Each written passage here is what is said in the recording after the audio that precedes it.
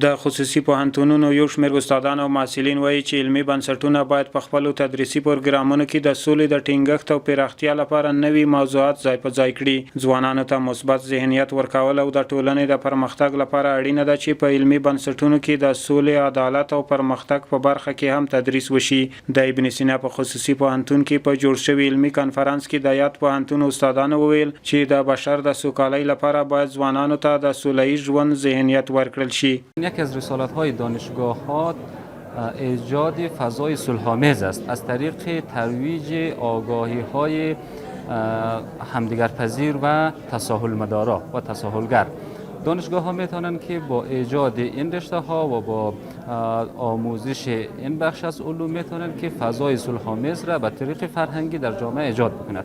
باید کاری بکنیم که گفتمان انتقادی وجود داشته باشد و از دریچه گفتمان انتقادی در واقع راهی از این هموار شود که ما از جنگ و خشونت پرهیز کنیم و از راه گفتمان بتوانیم حقیقت‌ها را درست منتقل بکنیم. بحث به معنای دانش، نه به معنای علم کلمه که موضوع برداشت میکنیم. وقتی وارد این وادی میشیم راه برای ما باز میشه برای گفتگو کردن. یعنی در مورد دانش ما قرار است که از آدرس دانش به صلح برسیم، به توسعه برسیم.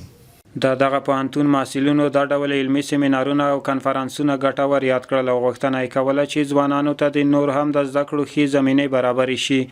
اکثریت از دانشجویان، اکثر از جوانان این را درک نکرده بود که واقعا مسئولیت علم و از طرف دیگر مسئولیت دانش، مسئولیت دانشجو و نهادهای علمی در تأمین صلح و توسعه چی هست و راههایی را که ما امروز برای ما بیان شد اینجا نسبتاً درک کردیم که واقعا نهادهای علمی چه نقش را میتونه در تأمین صلح و توسعه داشته باشه.